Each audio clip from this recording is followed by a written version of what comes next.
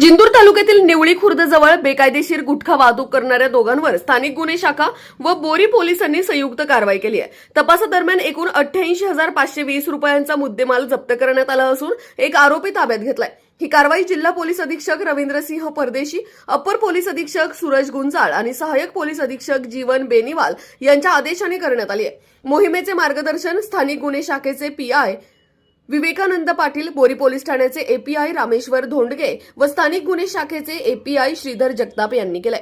पथकात पांडुरंग तुपसुंदर, बुधवंत दत्तात्रय डुकरे आदींचा समावेश होता। 6 डिसेंबर रोजी निरीक्षणादरम्यान निवळी खुर्द पुलाजवळ संशयित हालचाल दिसून आली। छापा टाकल्यावर तंबाखूजन्य बंदिस्त असलेला गुटख्याचा साठा मिळाला। आरोपी गणेश दत्तराव शेळके ताब्यात असून सोपान डोंबे फरार आहे। या प्रकरणी गुन्हा नंबर 308/2025 नुसार गुन्हा दाखल करण्यात आला आहे। फिर्याद माणिक दत्तात्रय डुकरे यांनी दिली असून तपास पीएसआय महादेव गायकवाड करत आहेत। स्थानिक गुन्हे शाखा व बोरी पोलिसांच्या संयुक्त कारवाईमुळे गुटखा तस्करी करणाऱ्यांचे धाबे दणाणले आहेत।